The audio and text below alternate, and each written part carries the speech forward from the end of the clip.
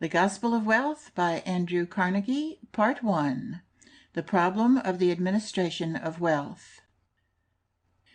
The problem of our age is the proper administration of wealth, that the ties of brotherhood may still bind together the rich and poor in harmonious relationship. The conditions of human life have not only been changed, but revolutionized within the past few hundred years. In former days there was little difference between the dwelling, dress, food, and environment of the chief and those of his retainers.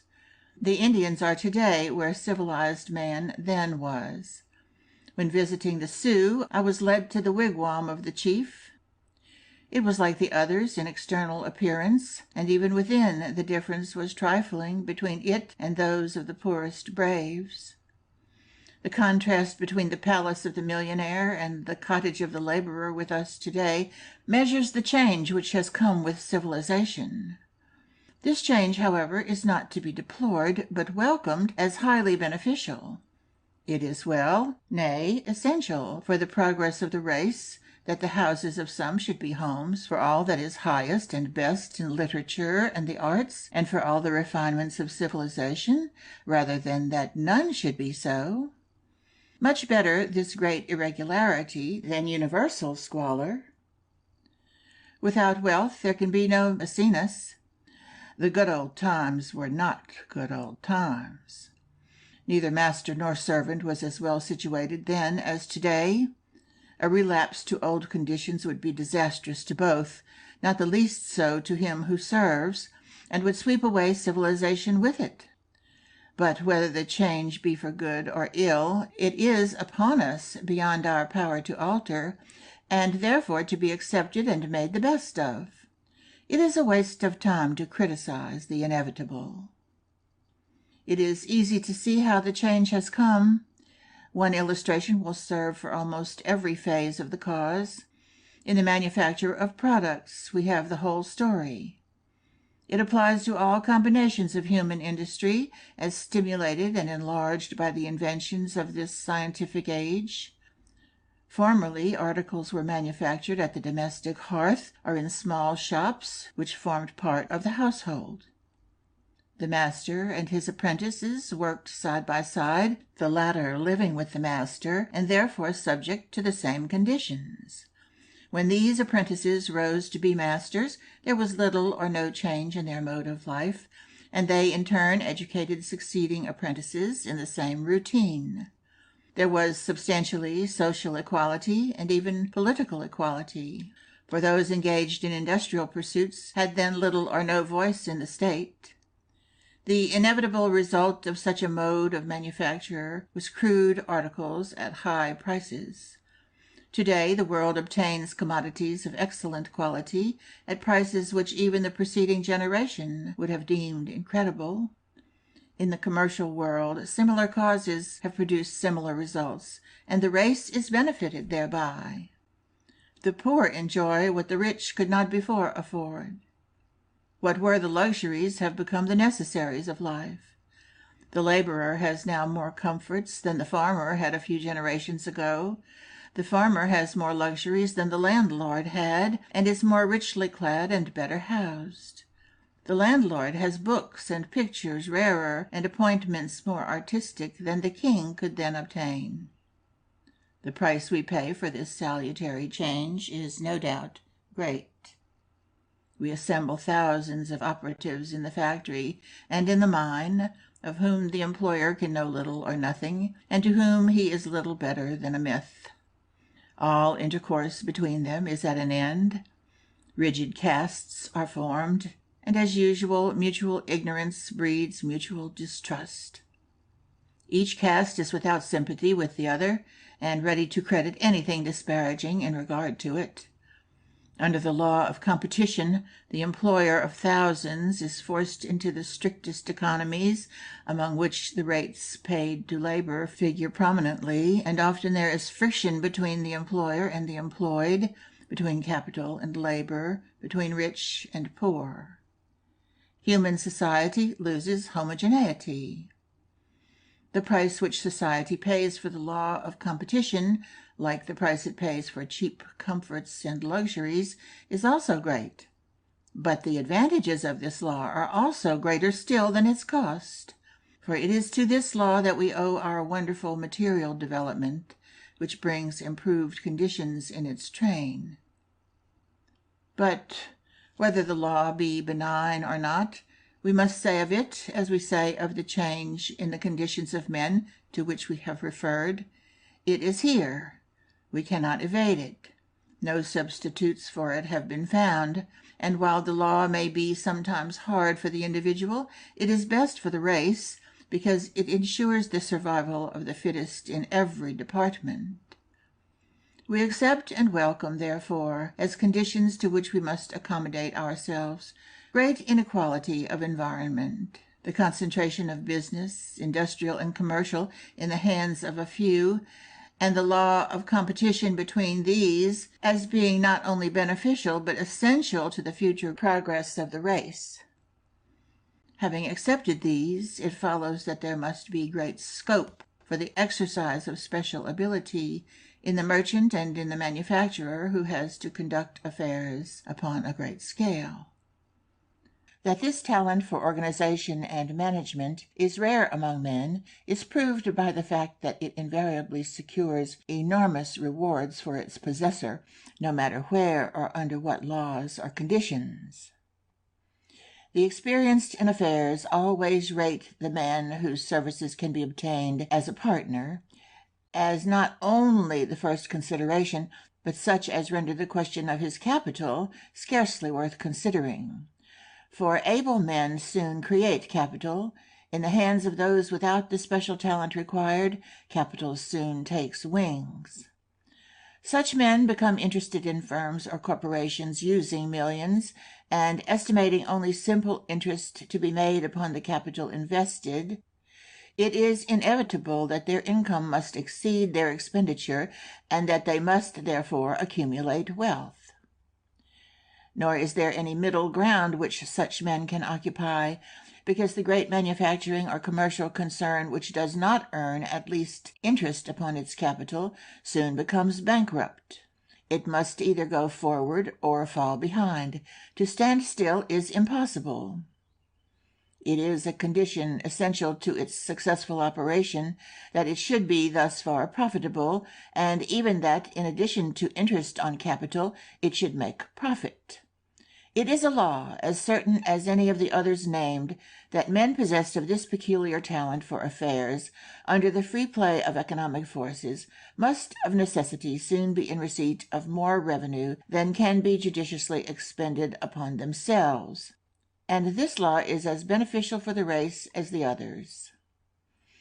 Objections to the foundations upon which society is based are not in order, because the condition of the race is better with these than it has been with any other which has been tried. Of the effect of any new substitutes proposed we cannot be sure. The socialist or anarchist who seeks to overturn present conditions is to be regarded as attacking the foundation upon which civilization itself rests. For civilization took its start from the day when the capable, industrious workman said to his incompetent and lazy fellows, "If thou dost not sow, thou shalt not reap." And thus ended primitive communism, by separating the drones from the bees. One who studies this subject will soon be brought face to face with the conclusion that upon the sacredness of property civilization itself depends. The right of the laborer to his $100 in the savings bank, and equally the legal right of the millionaire to his millions. Every man must be allowed to sit under his own vine and fig tree, with none to make afraid, if human society is to advance, or even to remain so far advanced as it is.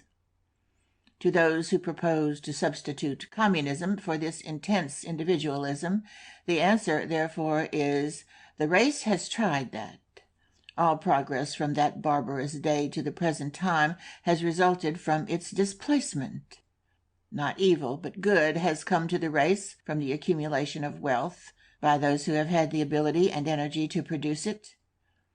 But even if we admit for a moment that it might be better for the race to discard its present foundation, individualism, that it is a nobler ideal that man should labor, not for himself alone, but in and for a brotherhood of his fellows, and share with them all in common, realizing Swedenborg's idea of heaven, where, as he says, the angels derive their happiness not from laboring for self, but for each other. Even admit all this, and a sufficient answer is, this is not evolution, but revolution. It necessitates the changing of human nature itself, a work of eons, even if it were good to change it, which we cannot know. It is not practicable in our day or in our age. Even if desirable theoretically, it belongs to another and long succeeding sociological stratum. Our duty is with what is practicable now, with the next step possible in our day and generation. It is criminal to waste our energies in endeavoring to uproot, when all we can profitably accomplish is to bend the universal tree of humanity a little in the direction most favorable to the production of good fruit under existing circumstances. We might as well urge the destruction of the highest existing type of man because he failed to reach our ideal as to favor the destruction of individualism, private property, the law of accumulation of wealth, and the law of competition. For these are the highest result of human experience, the soil in which society so far has produced the best fruit. Unequally or unjustly, perhaps, as these laws sometimes operate, and imperfect as they appear to the idealist, they are nevertheless, like the highest type of man, the best and most valuable of all that humanity has yet accomplished. We start then with a condition of affairs under which the best interests of the race are promoted, but which inevitably gives wealth to the few. Thus far, accepting conditions as they exist, the situation can be surveyed and pronounced good. The question then arises, and if the foregoing be correct, it is the only question with which we have to deal. What is the proper mode of administering wealth, after the laws upon which civilization is founded have thrown it into the hands of the few? And it is of this great question that I believe I offer the true solution. It will be understood that fortunes are here spoken of, not moderate sums saved by many years of effort, the returns from which are required for the comfortable maintenance and education of families. This is not wealth, but only competence, which it should be the aim of all to acquire, and which it is for the best interests of society should be acquired. There are but three modes in which surplus wealth can be disposed of.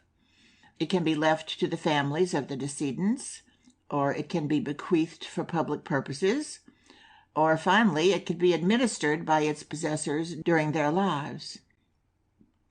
Under the first and second modes, most of the wealth of the world that has reached the few has hitherto been applied. The first is the most injudicious.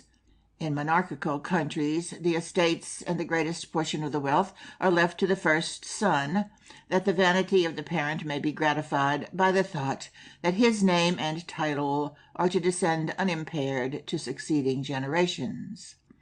The condition of this class in Europe today teaches the failure of such hopes or ambitions. The successors have become impoverished through their follies or from the fall in the value of land. Even in Great Britain, the strict law of entail has been found inadequate to maintain an hereditary class. Its soil is rapidly passing into the hands of the stranger. Under republican institutions, the division of property among the children is much fairer. But the question which forces itself upon thoughtful men in all lands is, why should men leave great fortunes to their children? If this is done from affection, is it not misguided affection? Observation teaches that, generally speaking, it is not well for the children that they should be so burdened, neither is it well for the state. Beyond providing for the wife and daughters moderate sources of income, and very moderate allowances indeed, if any, for the sons, men may well hesitate, for it is no longer questionable that great sums bequeathed often work more for the injury than for the good of the recipients. Wise men will soon conclude that for the best interests of the members of their families and of the state, such bequests are an improper use of their means. It is not suggested that men who have failed to educate their sons to earn a livelihood shall cast them adrift in poverty. If any man has seen fit to rear his sons with a view to their living idle lives, or what is highly commendable, has instilled in them the sentiment that they are in a position to labor for public ends without reference to pecuniary considerations, then of course the duty of the parent is to see that such are provided for in moderation. There are instances of millionaires' sons unspoiled by wealth, who, being rich, still perform great services to the community. Such are the very salt of the earth, as valuable as, unfortunately, they are rare. It is not the exception, however, but the rule that men must regard, and looking at the usual results of enormous sums conferred upon legatees, the thoughtful man must shortly say, I would as soon leave to my son a curse as the almighty dollar, and admit to himself that it is not the welfare of the children, but family pride, which inspires these legacies. As to the second mode, that of leaving wealth at death for public uses, it may be said that this is only a means for the disposal of wealth, provided a man is content to wait until he is dead before he becomes of much good in the world. Knowledge of the results of legacies bequeathed is not calculated to inspire the brightest hopes of much posthumous good being accomplished by them. The cases are not few in which the real object sought by the testator is not attained, nor are they few in which his real wishes are thwarted.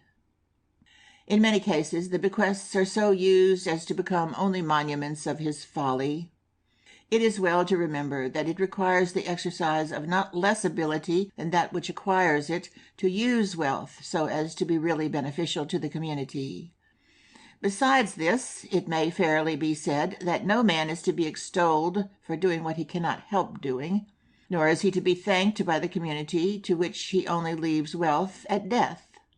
Men who leave vast sums in this way may fairly be thought men who would not have left it at all had they been able to take it with them.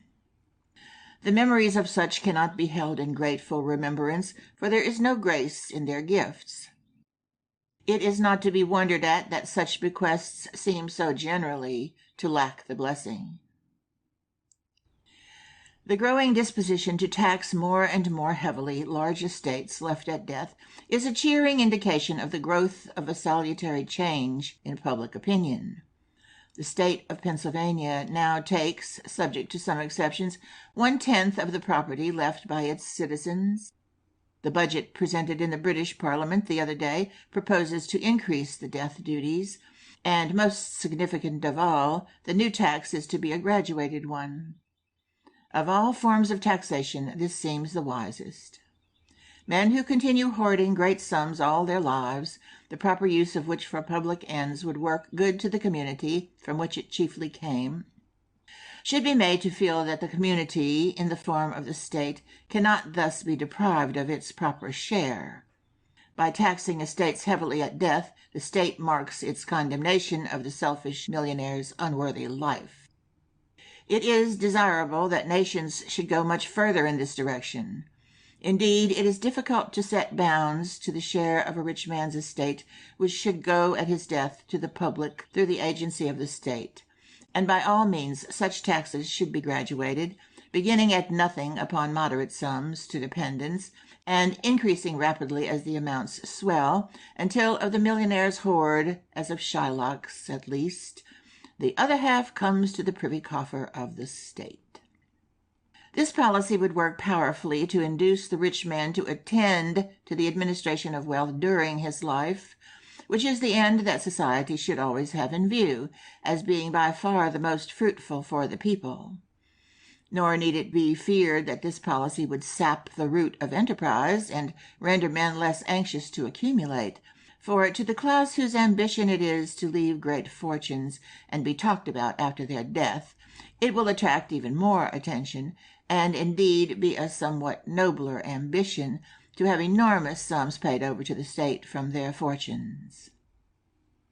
There remains, then, only one mode of using great fortunes. But in this we have the true antidote for the temporary unequal distribution of wealth, the reconciliation of the rich and the poor, a reign of harmony, another ideal, differing indeed from that of the communist in requiring only the further evolution of existing conditions, not the total overthrow of our civilization. It is founded upon the present most intense individualism, and the race is prepared to put it in practice by degrees whenever it pleases. Under its sway we shall have an ideal state in which the surplus wealth of the few will become, in the best sense, the property of the many, because administered for the common good, and this wealth, passing through the hands of the few, can be made a much more potent force for the elevation of our race than if distributed in small sums to the people themselves. Even the poorest can be made to see this, and to agree that great sums gathered by some of their fellow citizens and spent for public purposes, from which the masses reap the principal benefit, are more valuable to them than if scattered among themselves in trifling amounts through the course of many years. If we consider the results which flow from the Cooper Institute, for instance, to the best portion of the race in New York not possessed of means, and compare these with those which would have ensued for the good of the masses from an equal sum distributed by Mr. Cooper in his lifetime in the form of wages, which is the highest form of distribution, being for work done and not for charity, we can form some estimate of the possibilities for the improvement of the race which lie embedded in the present law of the accumulation of wealth. Much of this sum, if distributed in small quantities among the people, would have been wasted in the indulgence of appetite, some of it in excess, and it may be doubted whether even the part put to the best use, that of adding to the comforts of the home, would have yielded results for the race as a race, at all comparable to those which are flowing and are to flow from the Cooper Institute from generation to generation. Let the advocate of violent or radical change ponder well this thought. We might even go so far as to take another instance, that of Mr. Tilden's bequest of $5 millions for a free library in the city of New York. But in referring to this, one cannot help saying involuntarily, how much better if Mr. Tilden had devoted the last years of his own life to the proper administration of this immense sum, in which case neither legal contest nor any other cause of delay could have interfered with his aims. But let us assume that Mr. Tilden's millions finally become a means of giving to this city a noble public library, where the treasures of the world contained in books will be open to all forever, without money and without price. Considering the good of that part of the race which congregates in and around Manhattan Island, would its permanent benefits have been better promoted had these millions been allowed to circulate in small sums through the hands of the masses? Even the most strenuous advocate of communism must entertain a doubt upon this subject. Most of those who think will probably entertain no doubt whatever. Poor and restricted are our opportunities in this life, narrow our horizon, our best work most imperfect, but rich men should be thankful for one inestimable boon. They have it in their power during their lives to busy themselves in organizing benefactions, from which the masses of their fellows will derive lasting advantage, and thus dignify their own lives. The highest life is probably to be reached, not by such imitation of the life of Christ as Count Tolstoy gives us, but while animated by Christ's spirit, by recognizing the changed conditions of this age and adopting modes of expressing the spirit suitable to the changed conditions under which we live, still laboring for the good of our fellows, which was the essence of his life and teaching, but laboring in a different manner. This, then, is held to be the duty of the man of wealth: to set an example of modest, unostentatious living, shunning display or extravagance, to provide moderately for the legitimate wants of those dependent upon him, and after doing so, to consider all surplus revenues which come to him simply as trust funds, which he is called upon to administer, and strictly bound as a matter of duty to administer in the manner which, in his judgment, is best calculated to produce the most beneficial results for the community, the man of wealth thus becoming the mere trustee and agent for his poorer brethren, bringing to their service his superior wisdom, experience, and ability to administer, doing for them better than they would or could do for themselves. We are met here with the difficulty of determining what are moderate sums to leave to members of the family, what is modest, unostentatious living, what is the test of extravagance. There must be different standards for different conditions. The answer is that it is as impossible to name exact amounts or actions as it is to define good manners, good taste, or the rules of propriety. But nevertheless, these are verities, well known, although indefinable. Public sentiment is quick to know and to feel what offends these. So in the case of wealth, the rule in regard to good taste in the dress of men or women applies here. Whatever makes one conspicuous offends the canon. If any family be chiefly known for display, for extravagance in home, table, or equipage, for enormous sums ostentatiously spent in any form upon itself, if these be its chief distinctions, we have no difficulty in estimating its nature or culture. So likewise in regard to the use or abuse of its surplus wealth, or to generous, free-handed cooperation in good public uses, or to unabated efforts to accumulate and hoard to the last, or whether they administer or bequeath. The verdict rests with the best and most enlightened public sentiment. The community will surely judge, and its judgments will not often be wrong. The best uses to which surplus wealth can be put have already been indicated. Those who would administer wisely must indeed be wise, for one of the serious obstacles to the improvement of our race is indiscriminate charity. It were better for mankind that the millions of the rich were thrown into the sea than so spent as to encourage the slothful, the drunken, the unworthy. Of every $1,000 spent in so-called charity today, it is probable that $950 are unwisely spent, so spent indeed as to produce the very evils which it hopes to mitigate or cure. A well-known writer of philosophic books admitted the other day that he had given $0.25 to a man who approached him as he was coming to visit the house of his friend. He knew nothing of the habits of this beggar, knew not the use that would be made of this money, although he had every reason to suspect that it would be spent improperly. This man professed to be a disciple of Herbert Spencer, yet the $0.25 given that night will probably work more injury than all the money will do good which its thoughtless donor will ever be able to give in true charity.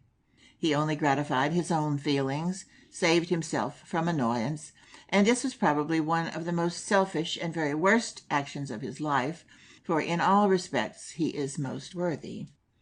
In bestowing charity, the main consideration should be to help those who will help themselves, to provide part of the means by which those who desire to improve may do so, to give those who desire to rise the aids by which they may rise, to assist but rarely or never to do all. Neither the individual nor the race is improved by almsgiving. Those worthy of assistance, except in rare cases, seldom require assistance. The really valuable men of the race never do, except in case of accident or sudden change. Everyone has, of course, cases of individuals brought to his own knowledge where temporary assistance can do genuine good, and these he will not overlook. But the amount which can be wisely given by the individual for individuals is necessarily limited by his lack of knowledge of the circumstances connected with each. He is the only true reformer who is as careful and as anxious not to aid the unworthy as he is to aid the worthy, and perhaps even more so, for in almsgiving more injury is probably done by rewarding vice than by relieving virtue. The rich man is thus almost restricted to following the examples of Peter Cooper, Enoch Pratt of Baltimore, Mr. Pratt of Brooklyn, Senator Stanford, and others who know that the best means of benefiting the community is to place within its reach the ladders upon which the aspiring can rise. Free libraries, parks, and means of recreation by which men are helped in body and mind, works of art, certain to give pleasure and improve the public taste, and public institutions of various kinds, which will improve the general condition of the people, in this manner returning their surplus wealth to the mass of their fellows in the forms best calculated to do them lasting good. Thus is the problem of rich and poor to be solved. The laws of accumulation will be left free, the laws of distribution free. Individualism will continue, but the millionaire will be but a trustee for the poor, entrusted for a season with a great part of the increased wealth of the community, but administering it for the community far better than it could or would have done for itself.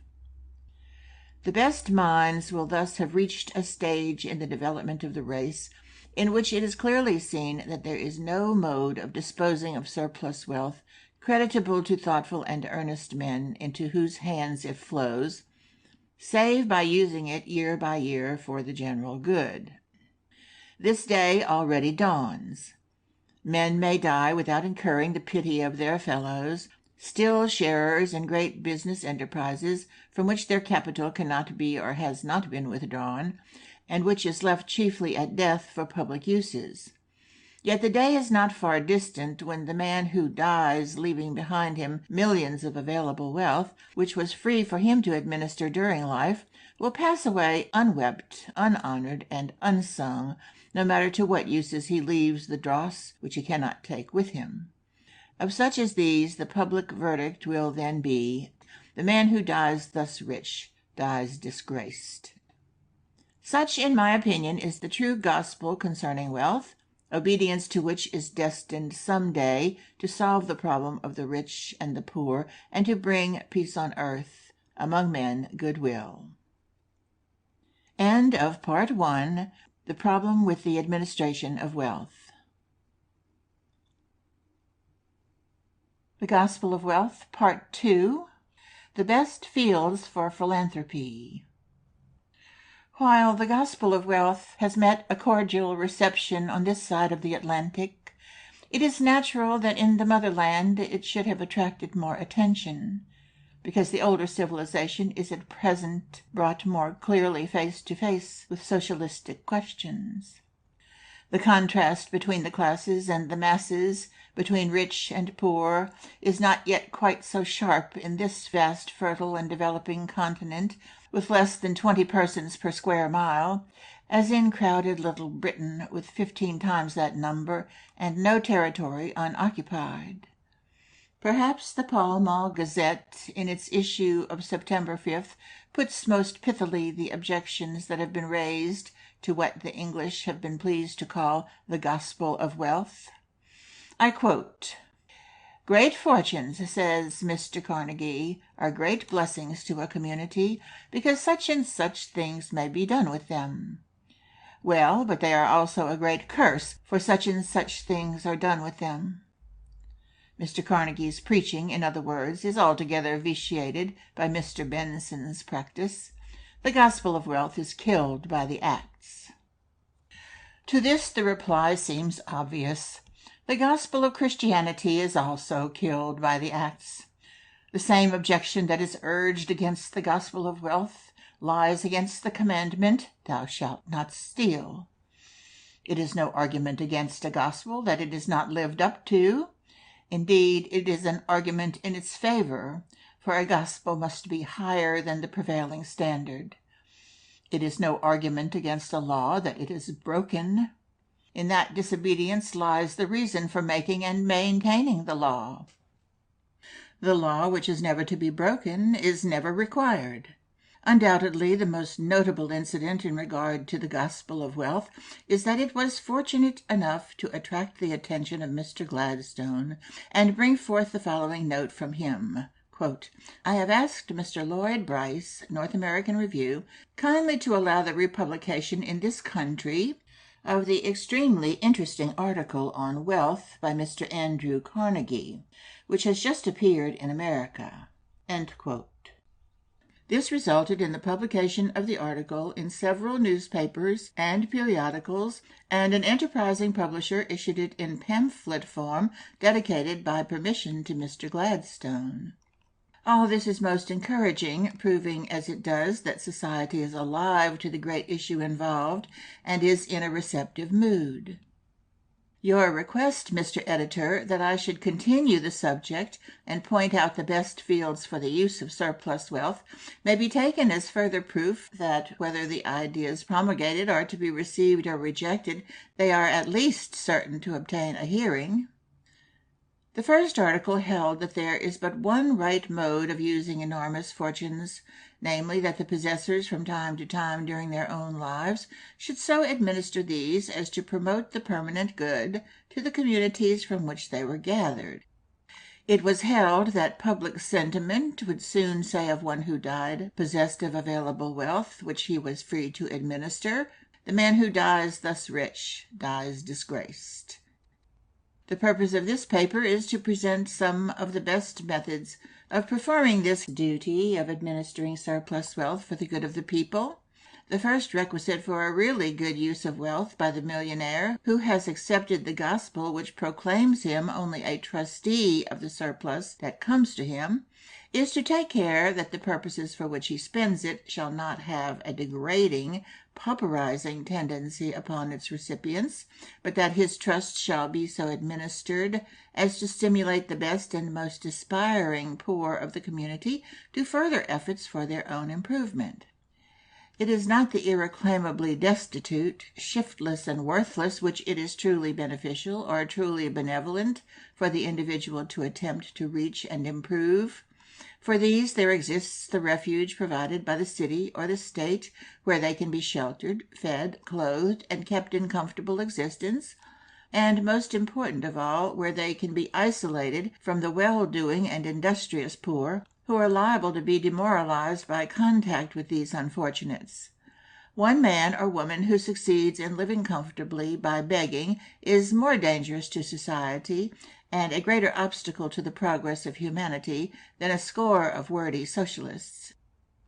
The individual administrator of surplus wealth has in his charge the industrious and ambitious, not those who need everything done for them, but those who, being most anxious and able to help themselves, deserve and will be benefited by help from others, and by the extension of their opportunities by the aid of the philanthropic rich. It is ever to be remembered that one of the chief obstacles which the philanthropist meets in his efforts to do real and permanent good in this world is the practice of indiscriminate giving. And the duty of the millionaire is to resolve to cease giving to objects that are not clearly proved to his satisfaction to be deserving. He must remember Mr. Rice's belief that 950 out of every $1,000 bestowed today upon so-called charity had better be thrown into the sea. As far as my experience of the wealthy extends, it is unnecessary to urge them to give of their superabundance in charity so-called. Greater good for the race is to be achieved by inducing them to cease impulsive and injurious giving.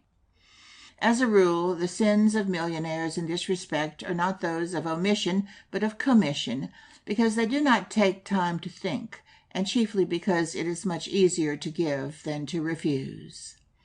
Those who have surplus wealth give millions every year, which produce more evil than good, and really retard the progress of the people, because most of the forms in vogue today for benefiting mankind only tend to spread among the poor a spirit of dependence upon alms, when what is essential for progress is that they should be inspired to depend upon their own exertions. The miser millionaire who hoards his wealth does less injury to society than the careless millionaire who squanders his unwisely, even if he does so under cover of the mantle of sacred charity.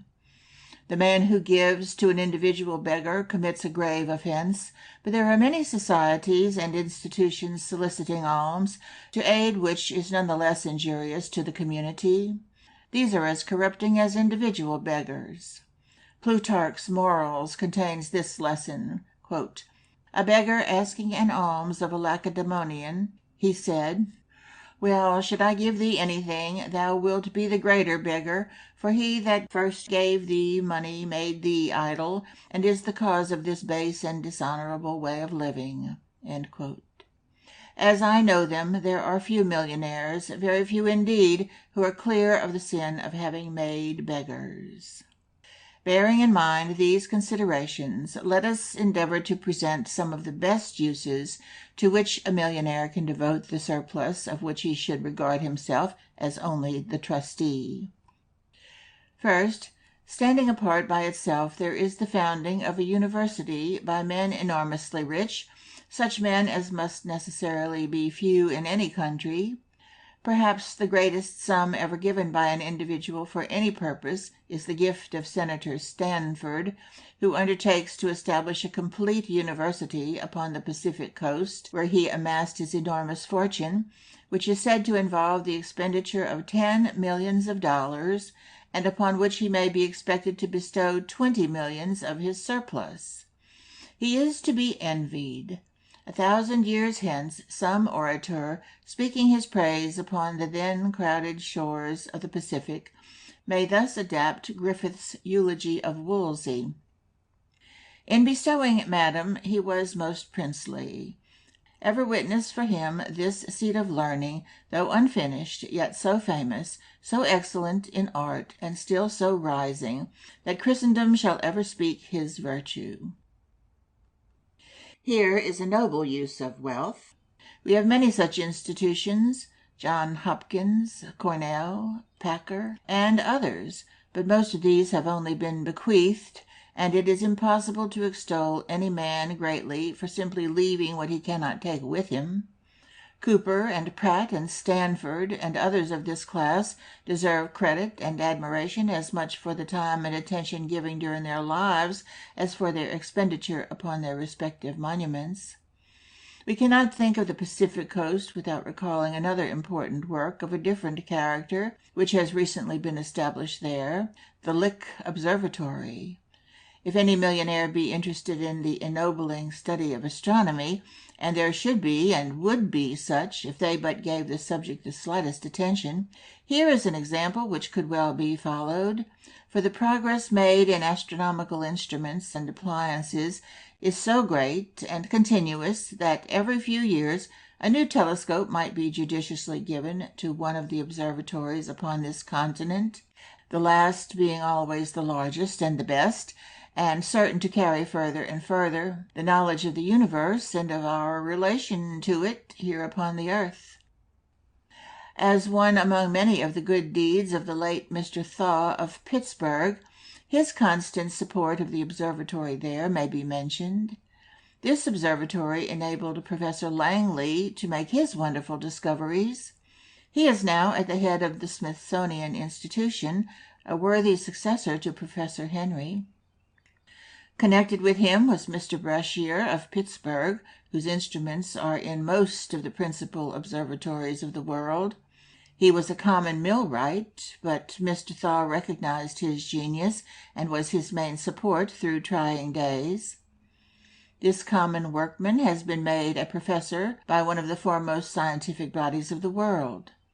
In applying part of his surplus in aiding these two now famous men, the millionaire Thaw did a noble work. Their joint labors have brought great credit, and are destined to bring still greater credit upon their country in every scientific center throughout the world. It is reserved for very few to found universities, and indeed the use for many or perhaps any new universities does not exist. More good is henceforth to be accomplished by adding to and extending those in existence. But in this department a wide field remains for the millionaires as distinguished from the Croesus among millionaires. The gifts to Yale University have been many, but there is plenty of room for others. The School of Fine Arts, founded by Mr. Street, the Sheffield Scientific School, endowed by Mr. Sheffield, and Professor Loomis's Fund for the Observatory are fine examples. Mrs. C.J. Osborne's building for reading and recitation is to be regarded with especial pleasure as being the wise gift of a woman. Harvard University has not been forgotten. The Peabody Museum and the halls of Wells, Matthews, and Thayer may be cited. Sever Hall is worthy of special attention as showing what a genius like Richardson could do with a small sum of $100,000. The Vanderbilt University at Nashville, Tennessee, may be mentioned as a true product of the gospel of wealth. It was established by the members of the Vanderbilt family during their lives. Mark this vital feature, during their lives. For nothing counts for much that is left by a man at his death. Such funds are torn from him, not given by him. If any millionaire be at a loss to know how to accomplish great and indisputable good with his surplus, here is a field which can never be fully occupied, for the wants of our universities increase with the development of the country. Second, the result of my own study of the question, what is the best gift which can be given to a community, is that a free library occupies the first place, provided the community will accept and maintain it as a public institution, as much a part of the city property as its public schools, and indeed an adjunct to these. It is no doubt possible that my own personal experience may have led me to value a free library beyond all other forms of beneficence. When I was a working boy in Pittsburgh, Colonel Anderson of Allegheny, a name I can never speak without feelings of devotional gratitude, opened his little library of 400 books to boys. Every Saturday afternoon he was in attendance at his house to exchange books. No one but he who has felt it can ever know the intense longing with which the arrival of Saturday was awaited, that a new book might be had. My brother and Mr. Phipps, who have been my principal business partners through life, shared with me Colonel Anderson's precious generosity, and it was when reveling in the treasures which he opened to us that I resolved, if ever wealth came to me, that it should be used to establish free libraries, that other poor boys might receive opportunities similar to those for which we were indebted to that noble man. Great Britain has been foremost in appreciating the value of free libraries for its people. Parliament passed an act permitting towns and cities to establish and maintain these as municipal institutions. Whenever the people of any town or city voted to accept the provisions of the act, the authorities were authorized to tax the community to the extent of 1 penny in the pound valuation. Most of the towns already have free libraries under this act. Many of these are the gifts of rich men whose funds have been used for the building, and in some cases for the books also, the communities being required to maintain and to develop the libraries. And to this feature I attribute most of their usefulness. An endowed institution is liable to become the prey of a clique. The public ceases to take interest in it, or rather never acquires interest in it. The rule has been violated which requires the recipients to help themselves. Everything has been done for the community instead of its being only helped to help itself, and good results rarely ensue. Many free libraries have been established in our country, but none that I know of with such wisdom as the Pratt Library in Baltimore. Mr. Pratt built and presented the library to the city of Baltimore with the balance of cash handed over. The total cost was $1 million, upon which he required the city to pay 5% per annum, $50,000 per year, to trustees for the maintenance and development of the library and its branches. During 1888, 430,217 books were distributed. 37,196 people of Baltimore are registered upon the books as readers, and it is safe to say that 37,000 frequenters of the Pratt Library are of more value to Baltimore, to the state, and to the country than all the inert, lazy, and hopelessly poor in the whole nation. And it may further be safely said that by placing books within the reach of 37,000 aspiring people which they were anxious to obtain, Mr. Pratt has done more for the genuine progress of the people than has been done by all the contributions of all the millionaires and rich people to help those who cannot or will not help themselves. The one wise administrator of his surplus has poured a fertilizing stream upon soil that was ready to receive it, and return 100-fold. The many squanderers have not only poured their streams into sieves which can never be filled, they have done worse. They have poured them into stagnant sewers that breed the diseases which most afflict the body politic. And this is not all. The $1 million of which Mr. Pratt has made so grand a use are something, but there is something greater still. When the Fifth Branch Library was opened in Baltimore, the speaker said, quote, "Whatever may have been done in these 4 years, it is my pleasure to acknowledge that much, very much, is due to the earnest interest, the wise counsels, and the practical suggestions of Mr. Pratt.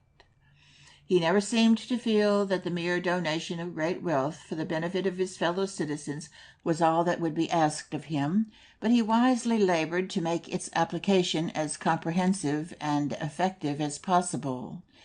Thus he constantly lightened burdens that were at times very heavy, brought good cheer and bright sunshine when clouds flitted across the sky, and made every officer and employee feel that good work was appreciated and loyal devotion to duty would receive hearty commendation. This is the finest picture I have ever seen of any of the millionaire class. As here depicted, Mr. Pratt is the ideal disciple of the gospel of wealth. We need have no fear that the mass of toilers will fail to recognize in such as he their best leaders and their most invaluable allies, for the problem of poverty and wealth, of employer and employed, will be practically solved whenever the time of the few is given, and their wealth is administered during their lives for the best good of that portion of the community which has not been burdened with the responsibilities which attend the possession of wealth. We shall have no antagonism between classes when that day comes, for the high and the low, the rich and the poor, shall then indeed be brothers. No millionaire will go far wrong in his search for one of the best forms for the use of his surplus who chooses to establish a free library in any community that is willing to maintain and develop it. John Bright's words should ring in his ears, quote, "It is impossible for any man to bestow a greater gift upon a young man than to give him access to books in a free library." End quote. Closely allied to the library, and where possible attached to it, there should be rooms for an art gallery and museum, and a hall for such lectures and instruction as are provided in the Cooper Union. The traveler upon the continent is surprised to find that every town of importance has its art gallery and museum. These may be large or small, but each has a receptacle for the treasures of the locality, in which are constantly being placed valuable gifts and bequests. The Free Library and Art Gallery of Birmingham are remarkable among such institutions, and every now and then a rich man adds to their value by presenting books, fine pictures, and other works of art. All that our cities require, to begin with, is a proper fireproof building. Their citizens who travel will send to it rare and costly things from every quarter of the globe they visit, while those who remain at home will give or bequeath to it of their treasures. In this way, collections will grow until our cities will ultimately be able to boast of permanent exhibitions from which their own citizens will derive incalculable benefit, and which they will be proud to show to visitors. In the Metropolitan Museum of Art in New York, we have made an excellent beginning. Here is another avenue for the proper use of surplus wealth. Third, we have another most important department in which great sums can be worthily used, the founding or extension of hospitals, medical colleges, laboratories, and other institutions connected with the alleviation of human suffering, and especially with the prevention rather than with the cure of human ills. There is no danger in pauperizing a community in giving for such purposes, because such institutions relieve temporary ailments or shelter only those who are hopeless invalids. What better gift than a hospital can be given to a community that is without one, the gift being conditioned upon its proper maintenance by the community in its corporate capacity? If hospital accommodation already exists, no better method for using surplus wealth can be found than in making additions to it. The late Mr. Vanderbilt's gift of $500,000 to the medical department of Columbia College for a chemical laboratory was one of the wisest possible uses of wealth. It strikes at the prevention of disease by penetrating into its causes. Several others have established such laboratories, but the need for them is still great. If there be a millionaire in the land who is at a loss what to do with the surplus that has been committed to him as trustee, let him investigate the good that is flowing from these chemical laboratories. No medical college is complete without its laboratory. As with universities, so with medical colleges. It is not new institutions that are required, but additional means for the more thorough equipment of those that exist. The forms that benefactions to these may wisely take are numerous, but probably none is more useful than that adopted by Mr. Osborne when he built a school for training female nurses at Bellevue College. If from all gifts there flows 1/2 of the good that comes from this wise use of a millionaire's surplus, the most exacting may well be satisfied.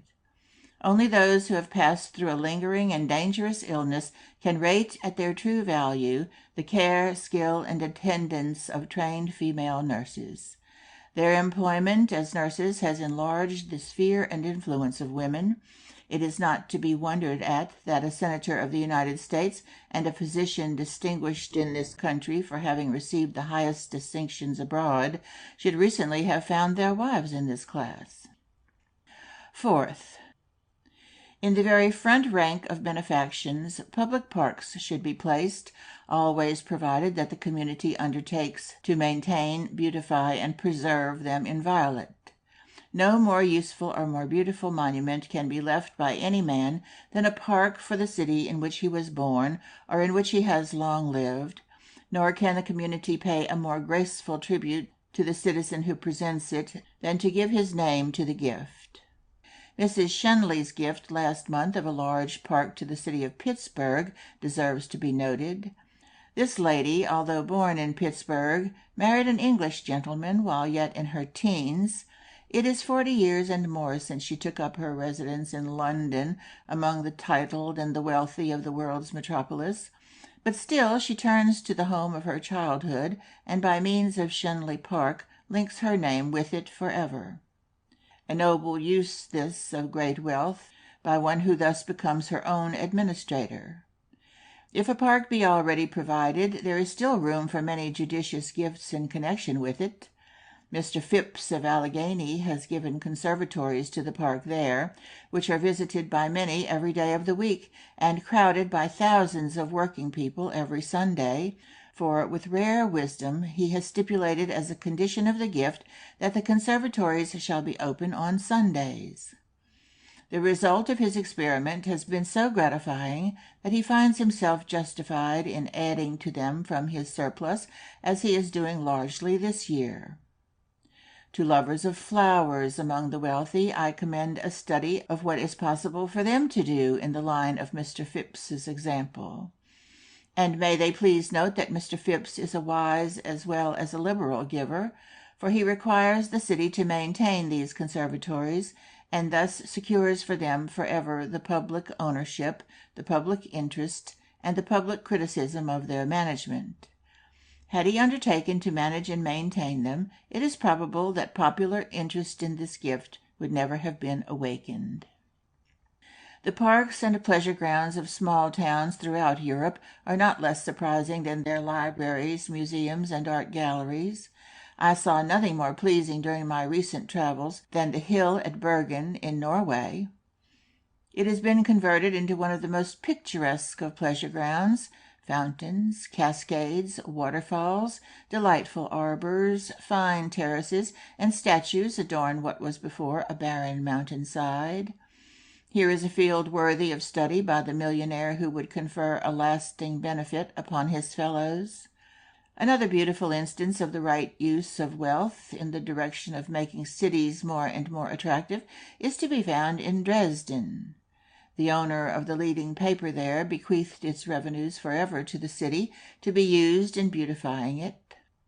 An art committee decides from time to time what new artistic feature is to be introduced or what hideous feature is to be changed, and as the revenues accrue, they are expended in this direction. Thus, through the gift of this patriotic newspaper proprietor, his native city of Dresden is fast becoming one of the most artistic places of residence in the whole world. A work having been completed, it devolves upon the city to maintain it forever. May I be excused if I commend to our millionaire newspaper proprietors the example of their colleague in the capital of Saxony? Scarcely a city of any magnitude in the older countries is without many structures and features of great beauty. Much has been spent upon ornament, decoration, and architectural effect. We are still far behind in these things upon this side of the Atlantic. Our republic is great in some things, in material development unrivaled, but let us always remember that in art and in finer touches we have scarcely yet taken a place. Had the exquisite memorial arch recently erected temporarily in New York been shown in Dresden, the art committee there would probably have been enabled, from the revenue of the newspaper given by its owner for just such purposes, to order its permanent erection to adorn the city forever. Footnote by the editor. Popular subscriptions have accomplished this result in the case referred to, the Washington Monument, and 2 other memorial arches have been designed and are to be erected here. End footnote. While the bestowal of a park upon a community will be universally approved as one of the best uses for surplus wealth, in embracing such additions to it as conservatories, or in advocating the building of memorial arches and works of adornment, it is probable that many will think I go too far and consider these somewhat fanciful.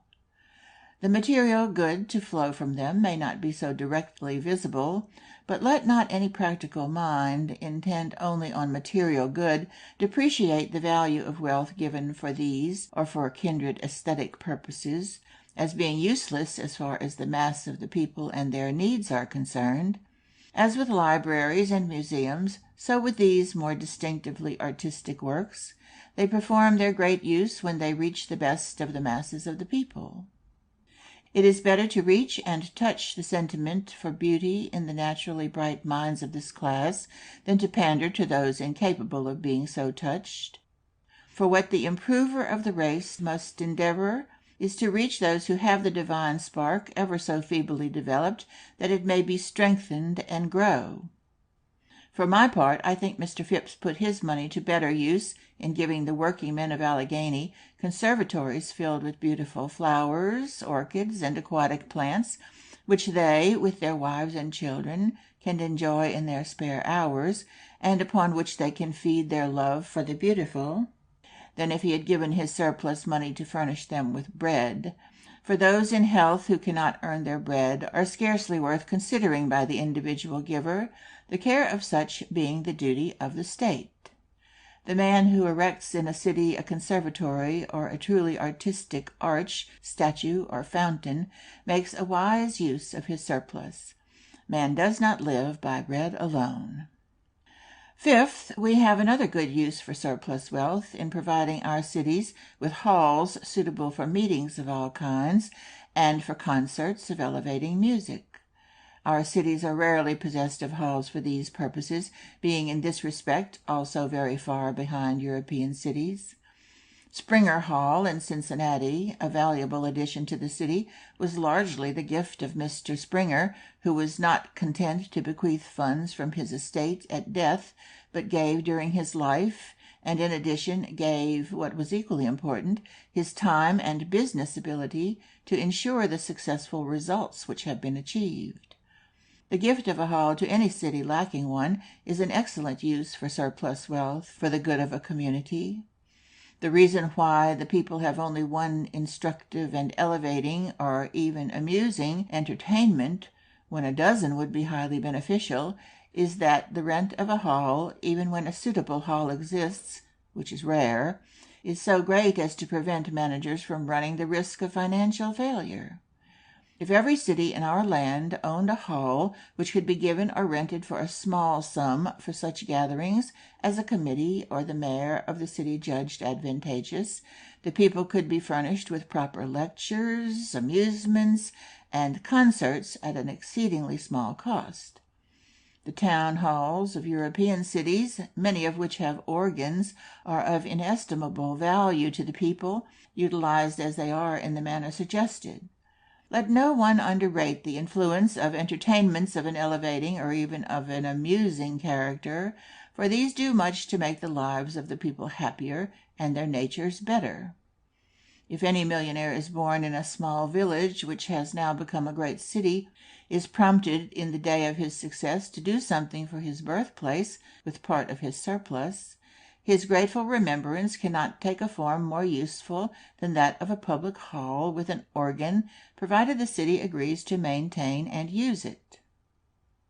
Sixth, in another respect we are still much behind Europe. A form of beneficence which is not uncommon there is providing swimming baths for the people. The donors of these have been wise enough to require the city benefited to maintain them at its own expense, and as proof of the contention that everything should never be done for any one or for any community, but that the recipients should invariably be called upon to do a part, it is significant that it is found essential for the popular success of these healthful establishments to enact a nominal charge for their use. In many cities, however, the school children are admitted free at fixed hours upon certain days, different hours being fixed for the boys and the girls to use the great swimming baths, hours or days being also fixed for the use of these baths by women. In addition to the highly beneficial effect of these institutions upon the public health in inland cities, the young of both sexes are thus taught to swim. Swimming clubs are organized, and matches are frequent, at which medals and prizes are given. The reports published by the various swimming bath establishments throughout Great Britain are filled with instances of lives saved because those who fortunately escaped shipwreck have been taught to swim in the baths, and not a few instances are given in which the pupils of certain bathing establishments have saved the lives of others. If any disciple of the gospel of wealth gives his favorite city large swimming and private baths, provided the municipality undertakes their management as a city affair, he will never be called to account for an improper use of the funds entrusted to him. Seventh, churches, as fields for the use of surplus wealth, have purposely been reserved until the last, because these being sectarian, every man will be governed in his action in regard to them by his own attachments.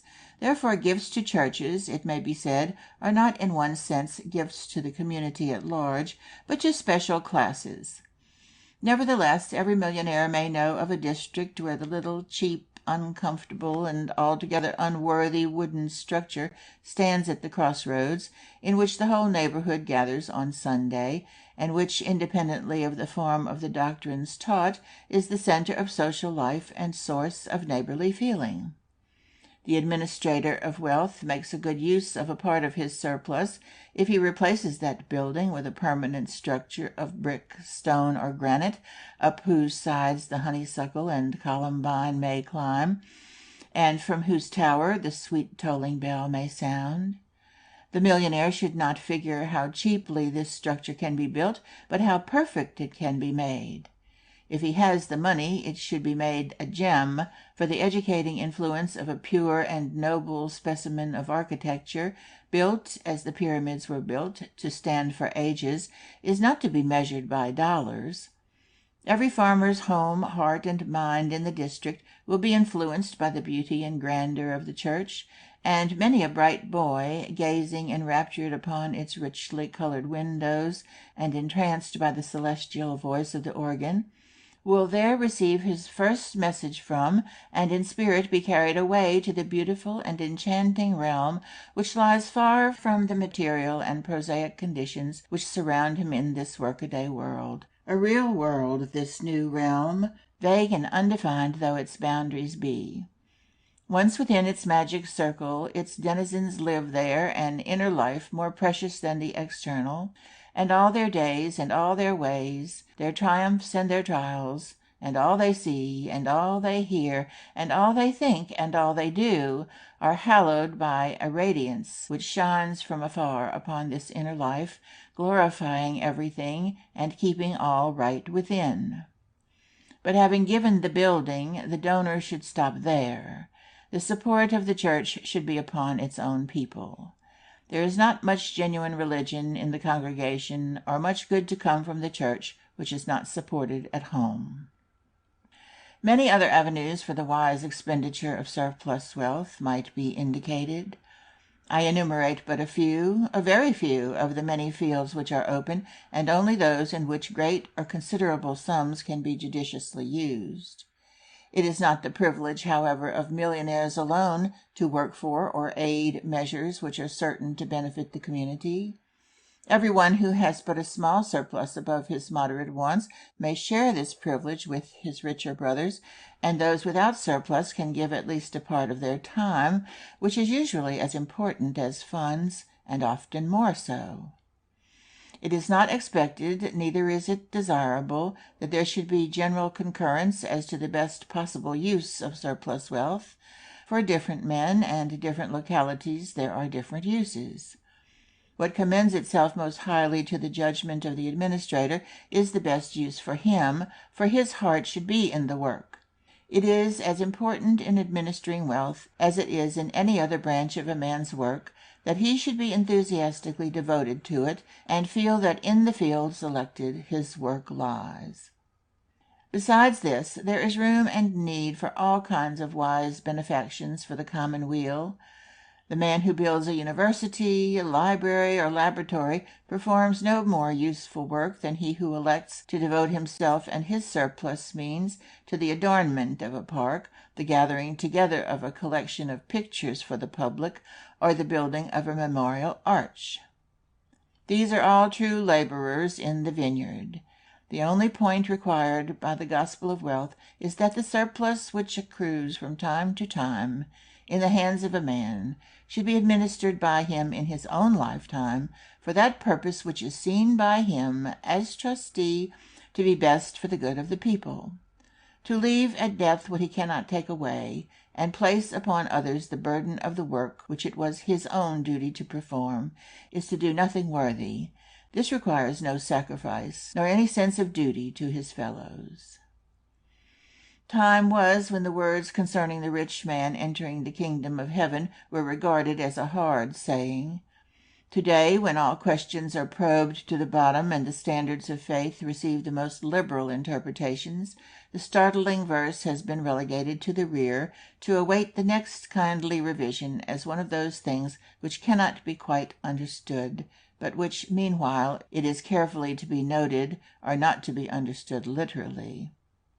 But is it so very improbable that the next stage of thought is to restore the doctrine in all its pristine purity and force, as being in perfect harmony with sound ideas upon the subject of wealth and poverty, the rich and the poor, and the contrasts everywhere seen and deplored? In Christ's day, it is evident, reformers were against the wealthy.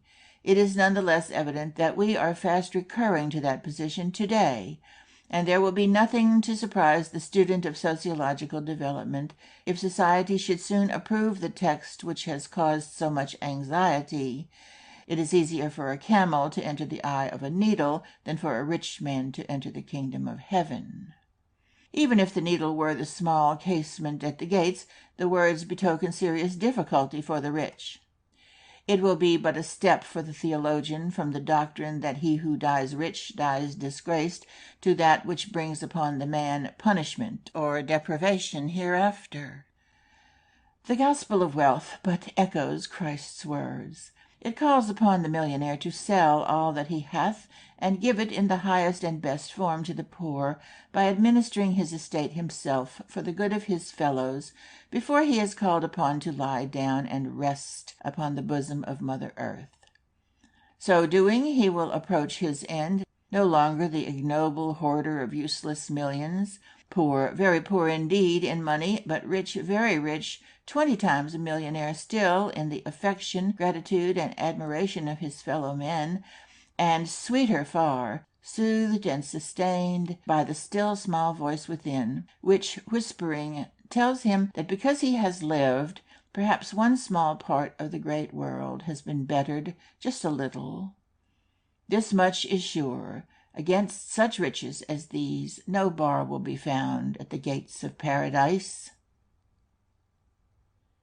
This ends The Gospel of Wealth, read for you by Michelle Fry, Baton Rouge, Louisiana, in April 2021.